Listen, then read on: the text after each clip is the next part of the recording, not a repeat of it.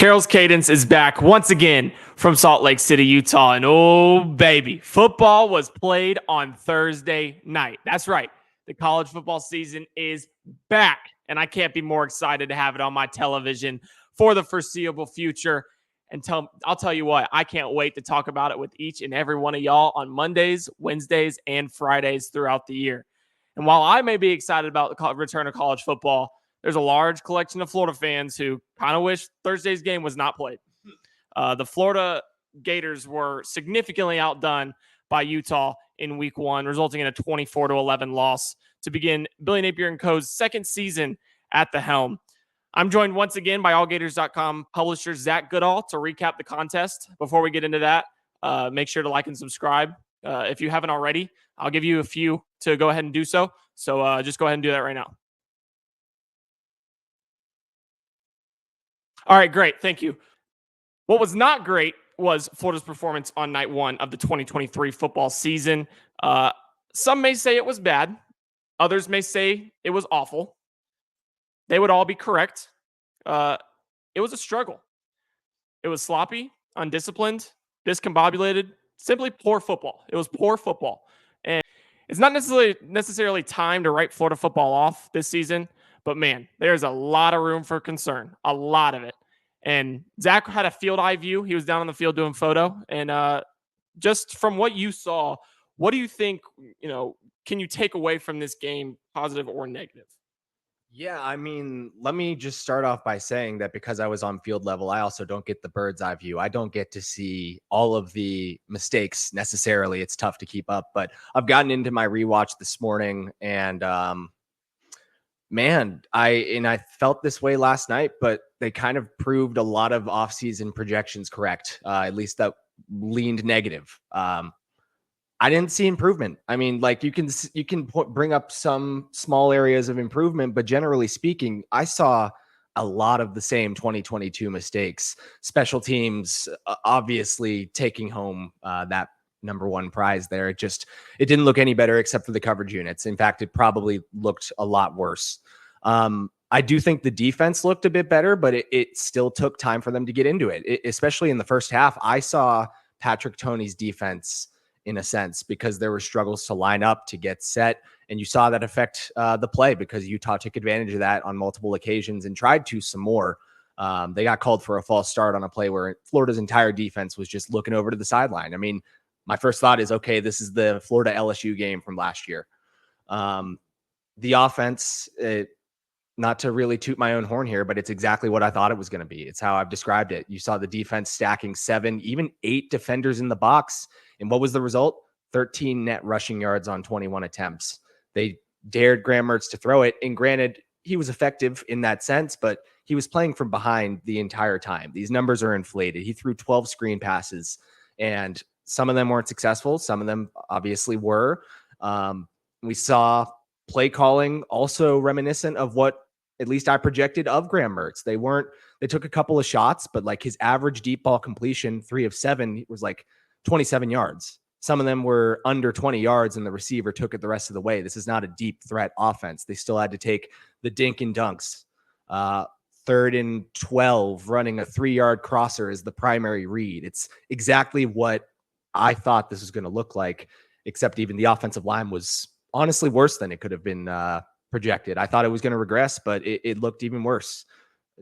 I sound negative right now. I can't really think of too many positives to come up with at this point. But again, it's kind of what I saw coming. Yeah, without a doubt. And the biggest thing to me from watching this game was there were obviously, like I said, a lot of areas of concern, a lot of things to take away and be concerned about for this Florida Gators team. And to me, offensive play calling stood out as, special teams was obviously the glaring one, but offensive play calling was another major issue for the Gators. I thought, yeah. So early in the game, it wasn't all that bad. I thought the play designs were nice. And I actually texted Zach. I said, some of these Billy's cooking. Billy has a more rhythm than he did at points last season. I thought they utilized tempo in a great way, capitalizing off the big plays that they did have. Marcus Burke on kind of a slot fade to the sideline on the 3rd drive for Florida, 3rd offensive drive. kind of moved in tempo after that. They got 37 yards and moved forward to go with a screen pass, a well-designed screen pass to Montrell Johnson to really go 54 yards in 2 plays and put them in the red zone. Obviously, Mertz got sacked on that next play for a loss of 11, pushed them back out of it. And then they had to end up settling for a field goal, which would be their first points before their third to last drive of the game, second to last drive of the game, something like that. So there were a lot of sequences that were good for Florida. But then they got to about the second quarter, and it just seemed like all that fell apart. The first quarter drives were well sustained. They were purposeful. They were effective. And then it got into the second, third, and fourth, and it just seemed like there was no rhythm. There was no reason. And a lot of that came because of the inability to establish the run. And not only did the offensive line not help that in that regard, but also there was an emphasis to establish the run early in the game. So then you're playing from behind. You're having to put the ball in Graham Mertz's hands. And it's putting Florida in a situation where this isn't a team built to come back and play from behind. This isn't a team built to play down 2 scores, 3 scores like they had to do so throughout the entire game. And that showed on Thursday night. And then you get just several scenarios where there were screen passes and inside zone on 3rd and long. And I understand if that's what you're doing to set up 4th downs and in a manageable fashion to want to go for it, try to convert on 4th down, which Billy Napier's shown that he wants to do that since he's arrived at the University of Florida. But an inside shovel pass to Zontae Zanders on 4th and 3 is not the way to do that. That play highlighted the deficiency in play calling that Billy Napier had on Thursday. That 3-yard crosser on 3rd and 12. Like, what is the logic? You're not going to get a 3rd and manageable out of that. Just by from what we've seen in the offense, they're not creative enough to get out of a bad situation like that. And even though they've got some skill players, they've got some guys that can create things after the catch. You're running a 3-yard crosser against prevent defense. Everyone's coming down and attacking that. Caleb Douglas got 1 yard after the catch. That was the first example when I was looking at these plays and I went, what are we doing in these conversion situations? And then, running on 3rd and 10. The Xanders play on 4th down was a complete joke. And you can make a lot of comments about similar plays like that displayed throughout the night. Yeah, and Xanders, okay, I don't necessarily hate the play design. I don't like the scenario in which it was used. The Chiefs have used it at a high rate throughout their run. They're the Chiefs. Dante Xanders is not Travis Kelce. If that's your target man on a crucial conversion down, it's probably not great. It's a choice. Not a good one, certainly a choice. There are 14 games currently under Billy Napier's belt as a play caller for the Florida Gators, and I believe that he's proven to be in over his head in that regard. If he escapes this season as head coach, which I will sit here and tell you, I still firmly believe that Billy Napier will be the head coach come 2024. I think it is a 99.8% chance that is the possibility. His tenure, the rest of his tenure will be contingent on his ability to hire an offensive coordinator. I think if he gets another piece in there to be the guy at offensive coordinator, not the head coach, the one who has to make the in-game decisions, the one who's also worried about making play calls, who's coaching the quarterbacks. Billy Napier has a lot on his plate right now, and I don't necessarily think that's setting him up for success. I think that he has overloaded himself, and he needs to pick, and he needs to be the head coach. He needs to kind of put himself in a scenario to succeed in doing so. That is hiring an offensive coordinator at the end of the 2023 season. And who knows if that's going to be the reality? I think that's why I say it's contingent on his ability to recognize the weakness and move in the right direction. His tenure is contingent on that. But what we saw on Thursday night was not a display of what Florida can be in this offense and what it needs to be to succeed. It wasn't. It was a sloppy, like I said, discombobulated, poor effort from the Gators offensively. And that's not even to mention some of the other ill effects of what they produced against Utah in Salt Lake City. Yeah, I mean, just one last bit from me on the offense, unless there's more that you want to get into. But a huge point that I made this offseason was about the offensive line. It was undoubtedly going to regress, not because it was necessarily expected to be bad, but because of how great that line was last year. I made the point the other day, when you got a freshman All-American backup tackle, you're in a great spot. And comparatively, last night, there was no interior push whatsoever. Now, is that from missing Kingsley Aguakin, your starting center? Maybe. But I think it probably gets a little deeper than that. The guard play didn't look good. I thought that Micah Mazuka specifically just did not live up to the billing that he had set for him by outsiders coming into this year. Richie Leonard just didn't really live up to it. I mean, he looked good last year, but you could maybe make the argument that he was elevated by better offensive line play around him.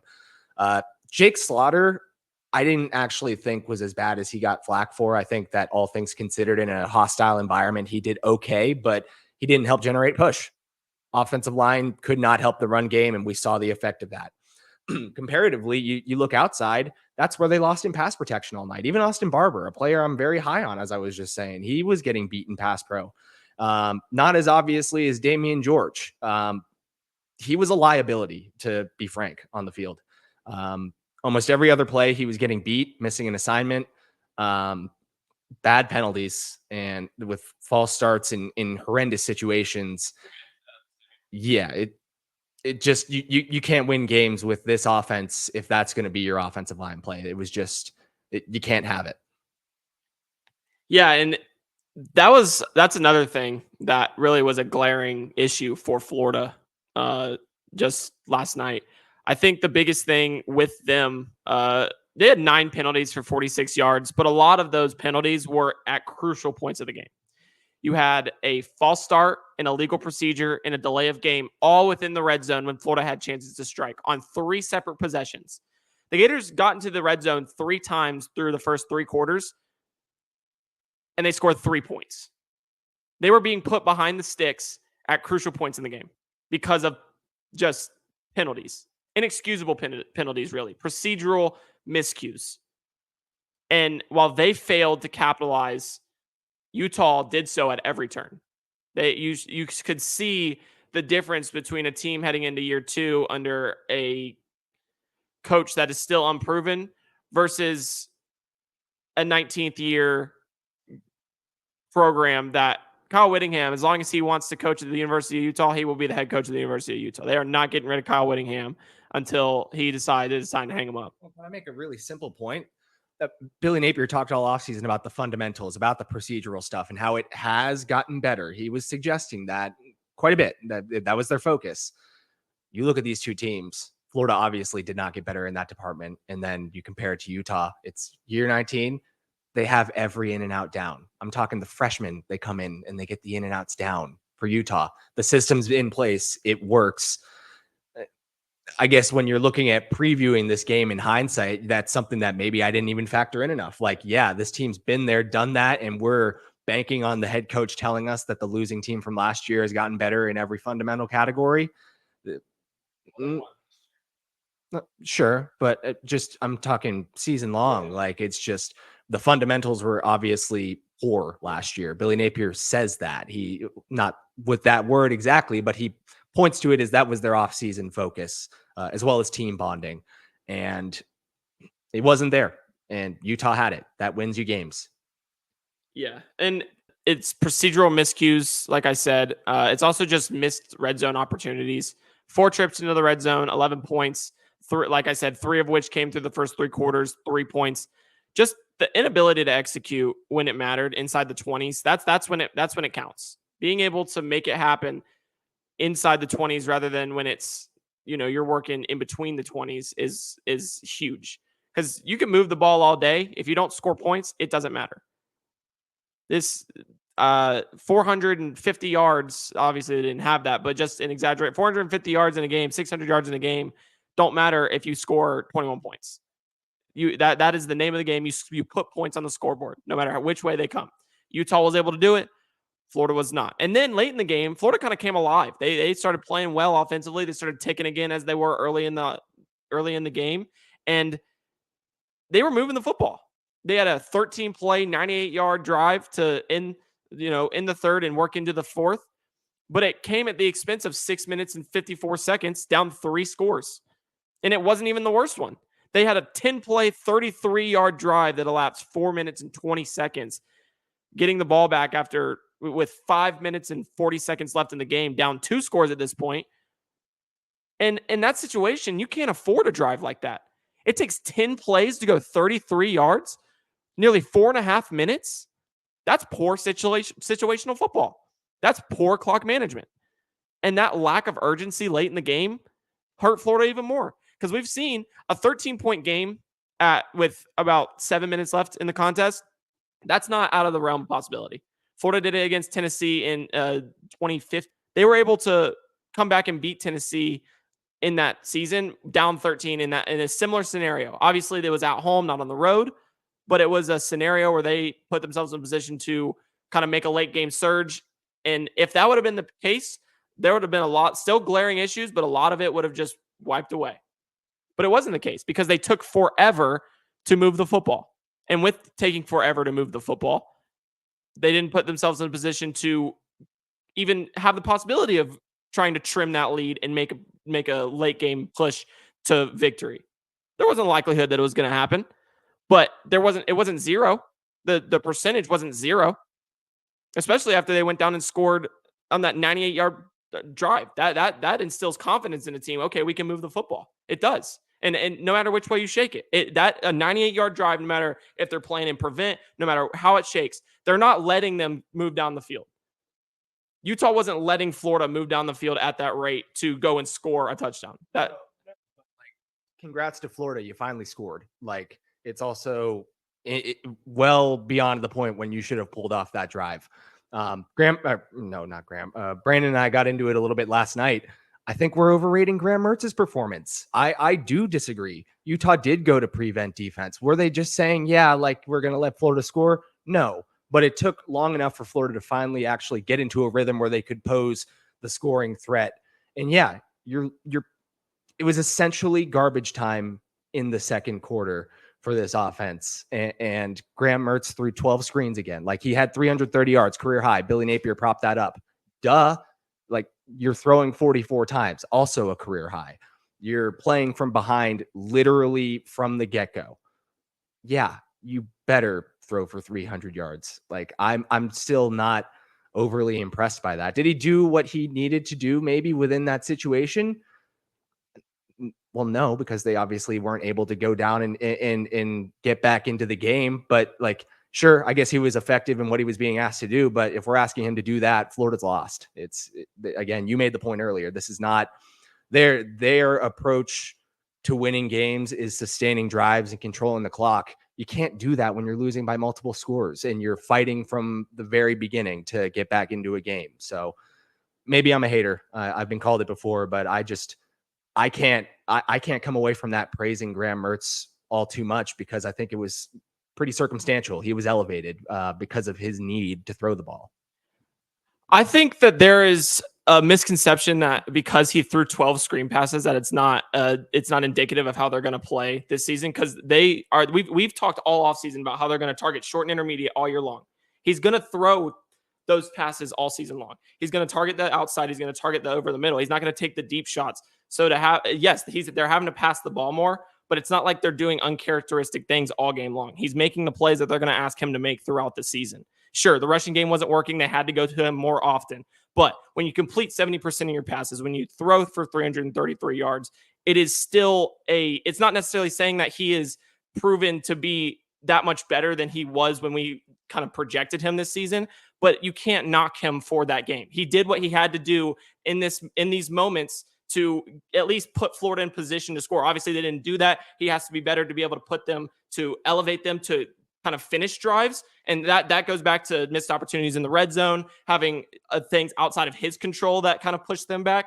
But I do think that you can't completely nix the performance that he had, because he put them in a position to at least sustain these late game drives, to sustain the things that they were able to kind of produce later on. And sure, prevent defense set in, but I can't get behind the notion that it was Utah giving him those opportunities. And but you have to realize that there's a legitimate takeaway from a guy completing 70% of his passes over 300 yards. Sure, if it was a normal game, there was a likelihood that he was not he was not passing for over 300 yards. He was probably going to be around the 220 to 230 mark if it was ideal for Florida on night one of the 2023 season. But you can't knock him for what he did under the circumstances in which he did them, just because the team as a whole was not able to execute from play one to play done.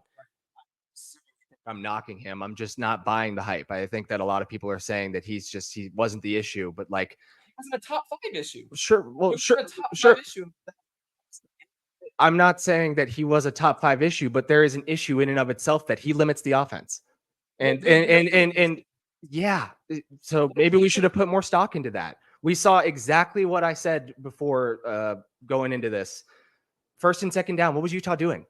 Every single play. They were stuffing the box. Yeah, of course the run game wasn't going to run. They were daring Graham Mertz to throw. They couldn't score. They couldn't move until the game was out of Florida's control and Utah started going prevent. Of course, they're not going to willingly give up a touchdown. No defense would ever do that, even if it is garbage time. But obviously, the effort, I would say the physicality was not there from Utah compared to earlier in the game. And yeah, Florida could take advantage when it was too late. They scored one touchdown, man. Like, I guess I just have higher expectations, but I probably shouldn't, because again, like, this is kind of what I foresaw when they brought Graham Mertz in to run this style of offense.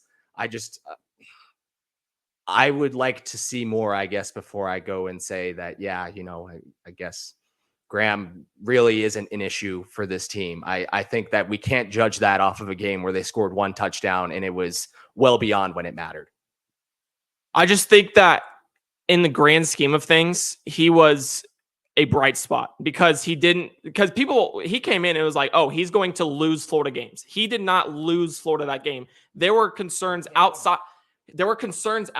We knew he couldn't win. That's the thing. We knew he was going to come in, be a game manager, an operational leader for this team. He's a transition quarterback from Anthony Richardson to DJ Lagway. That's what he came in to be. That's what he signed up to do for the Florida Gators. He did that on night one. He was a game manager. He was an operational leader. And outside of one delay of game call, he performed in a way that allowed Florida's offense to just be steady. And that's what they needed him to do. If there's a lot of ifs surrounding him, there's still, can he be someone that elevates the offense? That answer, you can't answer that right now. And arguably you can lean towards no because of what we saw in night one. But if you look at the things around him, if the offensive line protects him, if the rushing game can function, if the special teams unit can give him decent field position, if the players on offense around him can help him out with mental snap errors, the drop he's had that resulted in his one interception, he can be that adequate game manager and operational leader they need him to do. It's what they ask. That is what they're going to ask him to do this year. And I think that's a positive for how he can move forward in this season. Not saying he's going to be that every single game, but I don't think you can take away from this game and say, yeah, I'm writing him off, or I'm saying that, he underperformed. That there's no possible way you can say he underperformed in this first game. I am very specifically not saying he underperformed. I've not said that he played bad. I think he's been overhyped for his performance. I think the stats are inflated and people are reading into that. You just got to look at it situationally. Some of it's out of his control. Absolutely. But yeah, when we're thinking about exactly what this offense is asking him to be, it's outdated. It doesn't work. That's not sure, but it involves him. It's the offense that they're building around him to suit his strengths. It doesn't work in 2023 in the SEC or going out to play in Utah. It just is not. It doesn't get the job done anymore. This isn't the 2010s. This isn't the Alabama football of 2010 to 13 that Billy Napier is fascinated by and obviously was molded by. It just is not a winning formula. So sure, I guess those stats are nice and he performed well within what he was asked to do. Yeah, then I'll shift my blame a bit. This is not something that you should be asking your offense to do as an SEC team in 2023. It's just not it. I agree. But that is the scenario in which he's performing. That is the scenario in which he's operating. And like I said, he wasn't a top 5 issue last night. He might not even be a top 7 issue of that team last night. There were a lot of concerns for Florida on night one, and Graham Mertz's performance was not one of them. But we'll move on. Utah actually did several things well. Obviously, Florida kind of shot themselves in the foot all night, but that should not diminish how Utah was able to dominate without two pillars of their team in Cam Rising and Brant Kuithe. Weren't without those guys. Sorry to cut you off there. Just like The quarterback play came in and it wasn't Cam Rising level, but it was effective. The tight end play wasn't Brant Keithy level, but it was effective. They got the job done with backup players with legitimate depth that could come in and fill in. Again, it's system. Yeah, no, Utah, the utilization of their quarterbacks was outstanding. The way that they were able to kind of play this 2 quarterback game was very. The one thing I think about 2 quarterbacks is a lot of the time it disrupts rhythm, it disrupts the flow of the game. I don't think that happened for Utah much last night. You would see Nate Johnson come in and he would produce, and then Bryson Barnes would get back in and he'd start clicking at the same rate that he did before he went out. And sure, Florida's defense had a resurgence in the second half of sorts to kind of limit them, but when it counted, those two were clicking. They were performing in a way that obviously helped lead Utah to a victory. And I think the biggest thing to me, like my biggest positive or what I liked the most from Utah was just their willingness to go deep on play one. They knew Florida expected them to kind of be conservative with Barnes behind center. They expected that team to be predominantly rushing and try to ground and pound them all night long, whether that was with Barnes under center or Nate Johnson, where he could use his own legs. But no, they caught Florida sleeping, caught them lacking. They said, we're going to go deep on play one. And Barnes uncorked just a beauty to Money Parks right over the outstretched arms of RJ Moten. Jason Marshall Jr. was in trail. And that was really what set the entire expectation for the rest of the game. That set the tone for the rest of the game. And I don't think Florida really, obviously the defense kind of made strides throughout the game, but that Florida never really recovered from that. That set, all right, this is the expectation. This is how this game's going to go. And it didn't really move away from that, like I said, that play, which was play one of Utah's offense, to the final play of the game. It was Utah all the way. I mean, to add to your point of that play in particular, there were 3 defenders out of place to various extents there. Jason Marshall was a bit because he was in trail. It was a motion. Then they snapped it before he could get lined up over the slot, which is where his responsibility changed to. He was a step behind the entire play. Miguel Mitchell took on, I believe, a tight end, and at about the 10-yard cushion, just had his ankles snatched up from underneath him and fell. RJ Moten actually stepped down to help there, even though he was technically supposed to be the deeper safety. And like, I'm talking the first second he takes a step is when that post breaks out behind him. You see him spin, realizing that he messed up, and he's got to go and try and lunge to make a play. And he's kind of what we hinted at during the offseason. He's not the athletic deep safety that can do that. You want Jordan Castell to be that, if anything. And yeah, I mean, to your point that you could tell it kind of affected them from there. And we can probably get into this a bit more throughout the entire first half. I saw, again, a lot of the 2022 LSU game in the defense looking over to the sideline, not knowing where to be lined up. Granted, it wasn't as much the entire unit like at times last year. It was more 2 or 3 players not knowing where to be, shifting while the ball is being snapped. But even still, all it takes is one player being in the wrong spot for an offense to take advantage. And we saw Utah do that a good amount of times last night. I mean, I think I said this earlier, they got caught for a false start, but they were looking for that. They were looking for situations in which Florida would not be ready to go so they can quickly get after it and move the ball. Yeah, without a doubt. And flipping to the other side of the ball, I know we can't really say too much about this Utah offense. They put themselves in position to win, and that's exactly what they did. That shifted my opinion of Utah going if Cam Rising can't go next week, I don't think it's really going to matter. I think they beat Baylor. I think that this tandem of quarterbacks is enough for them to survive until Cam Rising is fully ready to go. I think it gives them the ability to not rush him back, let him kind of continue to rehabilitate that knee, make sure it is 100% healthy before he's ready to go, and put them in a position to once again compete for the Pac-12. They're perennial Pac-12 contenders at this stage. Obviously, last year, the Pac-12 as we know it, but this Utah team is up there with the USCs and the Oregons for another Pac-12 title. And on night one, I think it proved that you can let Cam Rising sit. You can let him get fully healthy with Barnes and Johnson behind center, and you will be just fine. And then defensively, them boys were hitting. Hitting. The physicality and execution as tacklers elite. Yeah. Like elite. That was something they struggled with at Florida last year. They were not being able to wrap up Florida ball carriers as consistently as they did a night ago. That was a drastic turnaround. And I think it had a lot to do with Kyle Whittingham going live in practice this year. It paid dividends. It helped them stifle Florida's rushing attack. Obviously, the offensive line didn't help there for Florida, but it didn't matter. All night long, them boys were coming downhill and they were popping head. Trey Wilson on a punt return came down and they hit him with the welcome to college football, young man. That was the story of the game to me, is at every possible opportunity that they had, they were letting Florida feel them. And that to me, and I said pre-show, this is a top 10, 15 defense. If they're hitting like that, not only are they stopping you, but they're hitting. Shoot, that is great news for Utah fans. That is great news for Utah in general moving forward. That is how you play football. That is the physicality and domineering approach that we know Kyle Whittingham wants to instill. They do it on offense with their rushing game. Shoot, now they got it with the defense. It is going to be a long year for any opponent that they face if they keep hitting like that. Yeah, I totally agree. Other than, I guess, to my point earlier, that I do feel as though as the game went on, they kind of let off the gas a bit. They were still extremely effective. I don't want to say that they were suddenly a bad unit.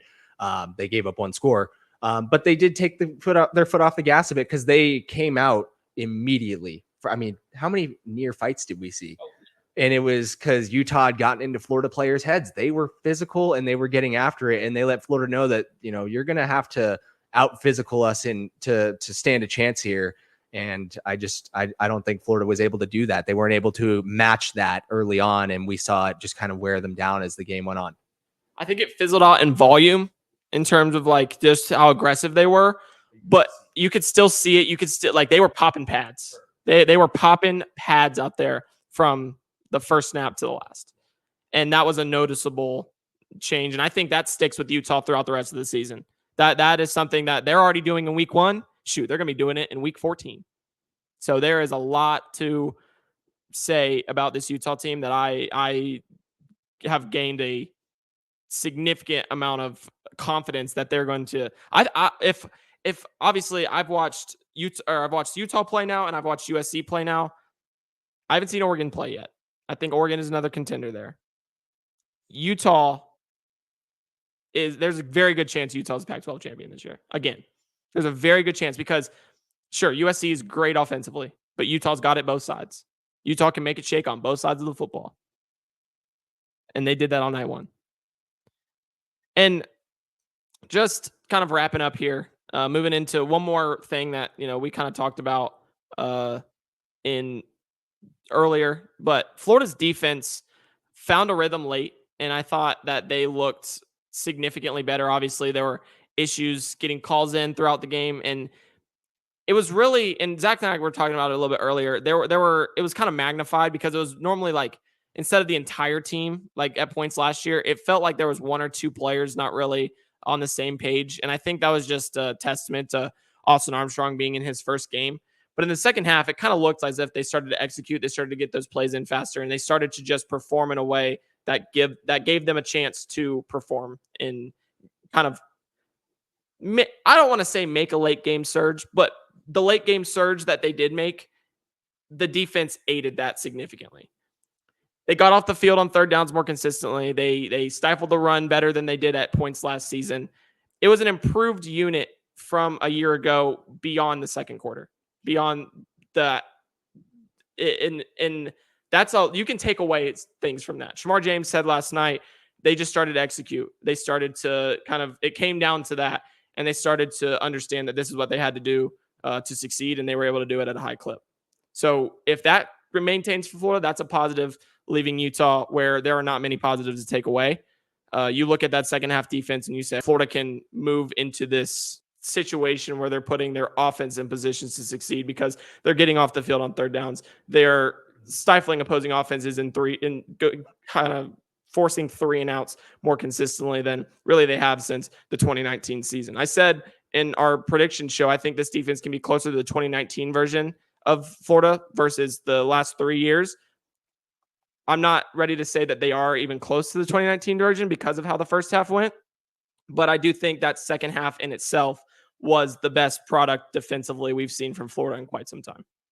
Yeah, I tend to agree. I mean, this is still part of my film review. I've actually focused more on the offense and special teams here because that's where I feel as though there was the majority of issues. But from a pure traits perspective, and this is something I feel like I got to observe a bit more on the field, it does feel like an improved unit when it comes to being more physical, being more athletic. And you can see that with like, they weren't getting home with the pass rush, but I thought the pass rush was decently effective in creating pressure, especially as the night went on. And you could see the simulations. You could see Shamar James just flying into the backfield. Scooby Williams as well. They used him as an edge rusher. It is interesting. I'm curious to see how they continue to play with him because I think he could be a very unique player for this defense. But say something real quick. Yeah, there's one thing that they have praised Scooby throughout the offseason. And they say this kid is versatile. They can use him in any role that they want to. He was an edge rusher in high school at Ramsey. He's kind of adapted to playing in that off-ball role. He was when they had three linebackers on the field, he was almost always one of the three. And they used him in a multitude of scenarios last night. And I thought he performed very well in doing so. He, he could create pressure off the edge. He was good in that second level to help supplement Shamar James. In the three linebacker scenarios, they were kind of crashing down inside, and he just felt like he had a nose in really every play, whether that showed up on the stat sheet or not.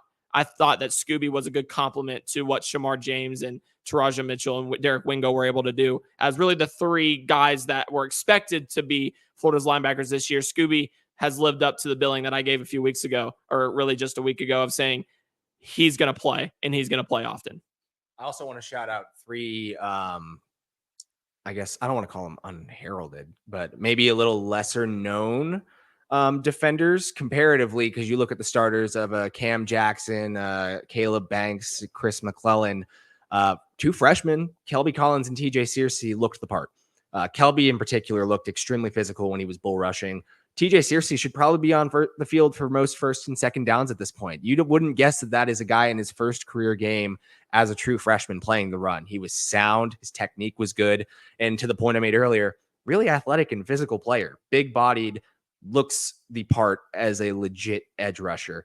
And also Jamari Lyons, a second-year player, little lesser known. He's been kind of lost in the defensive tackle depth, but he also came out and looked effective. So you made this before we went on. I'm not fully banking on this defensive line rotation being great right now. I still think that there's room for them to grow. And I obviously would like to see them out of the altitude. I don't think it affected them that much last night, but we still saw guys taking shots of O2. So there was some sort of effect. I'm very interested to see what this group looks like in the swamp, because at a bare minimum, you made this point exactly. This rotation that they have, even if it's not elite tier players, they have a rotation now where they can get guys in and out, play them in effective situations for their own skill set, and obviously keep them a little more fresh than Jervon Dexter taking 60 snaps per game last year, Desmond Watson taking 40 in, I think, 3 games. You're not going to see that, and that is a net positive for sure. Yeah, and while Utah rushed for 105 yards on 30 carries, that defensive line was a reason why they only averaged 3.5 yards per game. That was, I said coming in, that's why Florida's defense should take a step forward, is because the interior defensive line depth is much improved from years past. And with Jamari Lyons stepping up, Will Norman still, he has potential to kind of see the field more often as the year goes on. This is a potentially six-man rotation for the Gators where they can play and plug and play different players alongside other guys. And it's a deep room there. While, like Zach said, it might not necessarily be elite, I think it's very, very good. And just because of the quantity that they have on the inside to perform in a way that stifles opposing teams' rushes and gives them the ability to take steps forward throughout the season. Well, thank you all for listening, and thanks for watching another edition of Carroll's Cadence. Make sure to like this video and subscribe to the channel if you haven't already. Y'all's support means the world to me, and I appreciate each and every one of you are along for the ride. Zach, it was a pleasure once again for you to join. I definitely, you'll be back throughout the year. But thanks for giving your thoughts on here twice this week. Follow him on Twitter at Zach Goodall. His handles will be in the description. You can find me at It's Be Carroll. Everyone enjoy this weekend of game. Signing off from Carroll's Cadence, I'm Brandon Carroll, and I will see y'all on Monday.